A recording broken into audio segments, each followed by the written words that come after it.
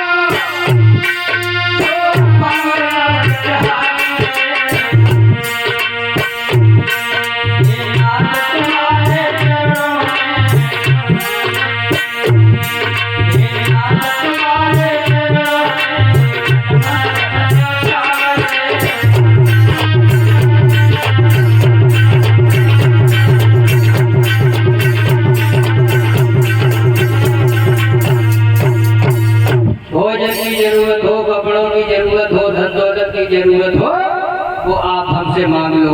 बाबा जी कहने लगे हैं न कपड़ों की जरूरत है न भोजन की जरूरत है, थोड़े धन की जरूरत तो है, लेकिन आपको एक काम करना है। तैयार हो देने के लिए जवाब दिया हाँ, तो पहले संकल्प करो। जवाब दिया कि हाँ संकल्प करने के लिए कुछ है ही नहीं। विश्वामित्र कहने लगे देखो महाराज हरिश्चंद्र, संकल्प तो आपको करना पड़ेगा, क्योंकि बिना संकल्प के मुझे विश्वास ही नहीं होगा। आप पता नहीं महलों में जाकर के मना कर दिया तो जवाब दिया नहीं महाराज, जो हम कह देते हैं वो कह देते हैं,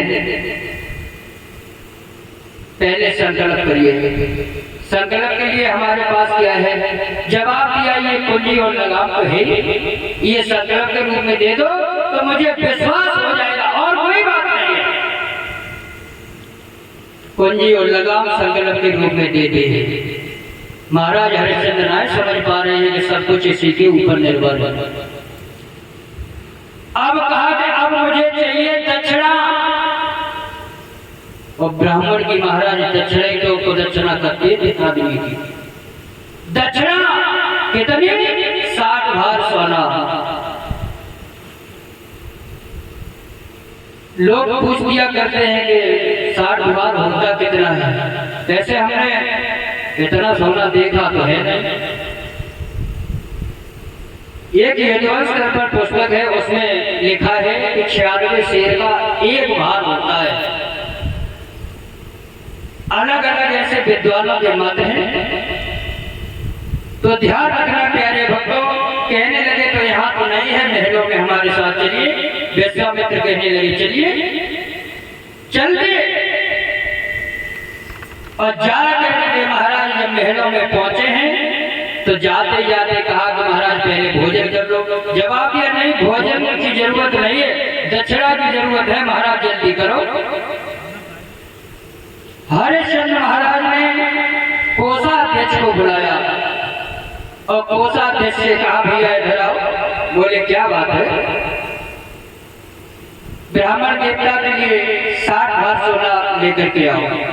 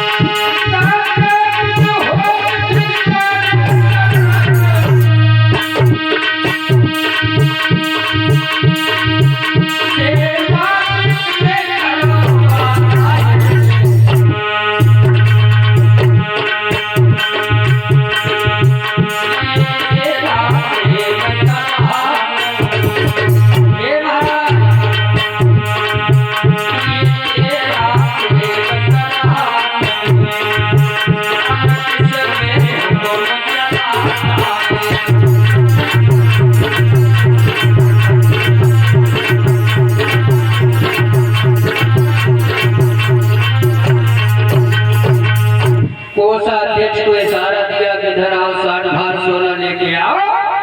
विश्वामित्र मुस्कुराने लगे, राजन होश तो तुम्हारा ठिकाने पर है?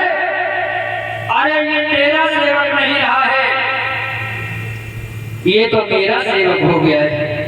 अरे ये राज सेना शासन सब पूंजी लगा पर निर्भर है, ये जनता मेरी जनता है, ये नौकर मेरा नौकर है। महाराज तुम्हारा कुछ नहीं रहा, ये महल धन माया जो भी है सब मेरा हो गया है। 60 भार सोना अब हमें कहां से दोगे? अगर नहीं देना है तो इनकार करके मैं वापस लौट जाऊंगा। जैसे ही महाराज ने इतने शब्द सुने, आका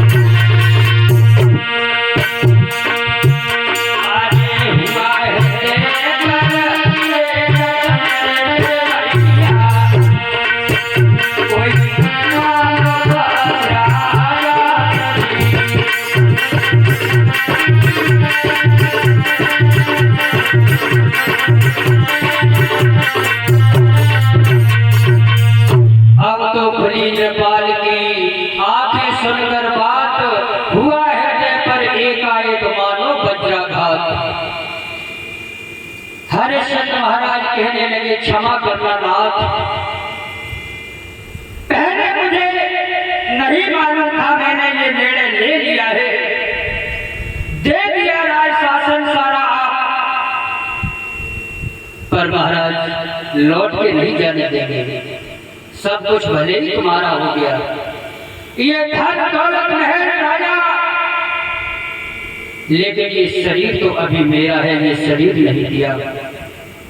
मैं अपना ये शरीर बेच दूंगा, लेकिन आपको हम बेवकूफ नहीं जाने देगा। तो ध्यान रखना प्यारे भक्तों। विश्वामित्र कहने लगे, क्या तुम इतने का बिक जाएगा? जवाब दिया कि मेरी रानी भी बिक जाएगी, मेरा पुत्र भी बिक जाएगा, लेकिन आपको हम बेवकूफ नहीं जाने देगा। लेकिन एक बात का ध्यान रखना। किस बात का? महाराज हरिश्चंद्र समझ गए अब तो हमें राजधानी छोड़नी ही पड़ेगी। कहने लगे, गुरुदेव जी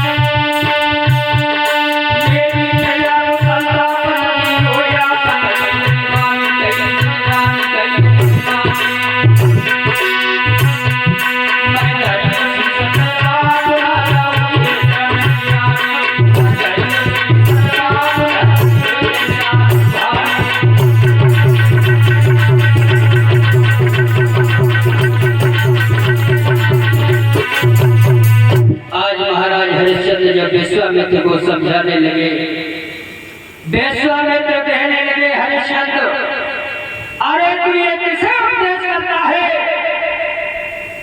तेरा कोई अधिकार नहीं है, ये प्रजा भी तेरी नहीं है, ये प्रजा भी मेरी हो गई है। हम उसे पाले या फलों से किस तरह से हमको शासन चलाना है ये मुझे मत सिखा। और महाराज विश्वामित्र क्रोध में आ गए और क्रोध में आकर के कहने लगे, हरिश्चंद्र